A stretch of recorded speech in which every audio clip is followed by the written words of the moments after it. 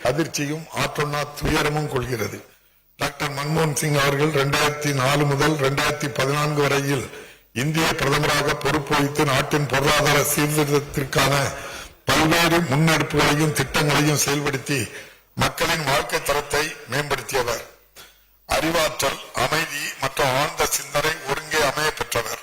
தமிழ்நாட்டு மக்களின் மீதும் முத்தமிழறிஞர் டாக்டர் கலைஞர் அவர்களின் மீதும் கொண்டிருந்த அன்பின் காரணமாக சிறப்புமிகு திட்டங்களை தமிழ்நாட்டின் வளர்ச்சிக்கான தந்தவர்.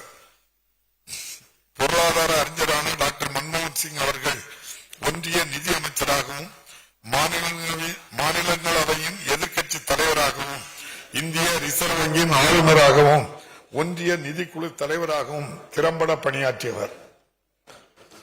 அன்னாரது மறைவால் அவரை இழந்து வாடும் அவரது குடும்பத்தினருக்கும் இந்திய தேசிய காங்கிரஸ் கட்சியை சார்ந்தவர்கள் உள்ளிட்ட அனைவருக்கும் இப்பேரவை தனது ஆழ்ந்த இரங்கலையும் அனுதாபத்தையும் தெரிவித்துக் கொள்கிறது.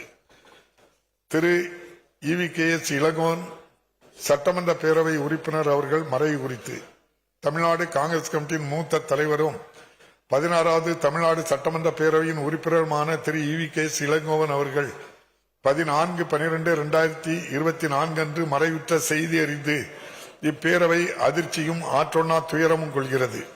பாரம்பரியமிக்க அரசியல் குடும்பத்தைச் சேர்ந்த திரு EVKS இளங்கோவன் அவர்கள் 1985 முதல் 1988 ஆண்டுகளில் சத்தியமங்கலம் தொகுதியில் இருந்தோம். 2023 ஆண்டு ஈரோடு கிழக்கு தொகுதியிலிருந்தும் தமிழ்நாடு சட்டமன்ற பேரவைக்கு தேர்ந்தெடுக்கப்பட்டு சிறந்த முறையில் பணியாற்றியவர்.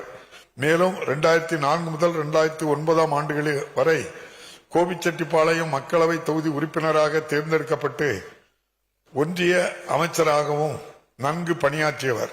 அன்புடன் பழகும் பண்பாலும் திறம்பட பணியாற்றும் பாங்காலும் அனைத்து தரப்பு மக்களின் அன்பையும் ஆதரவையும் பெற்றவர். அன்னாரது மறைவால் அவரை இழந்து வாடும் அவரது குடும்பத்தினருக்கும் இந்திய தேசிய காங்கிரஸ் கட்சியை சார்ந்தவர்கள் உள்ளிட்ட அனைவருக்கும் இப்பேரவை தனது ஆழ்ந்த இரங்கலையும் அனுதாபத்தையும் தெரிவித்துக் கொள்கிறது.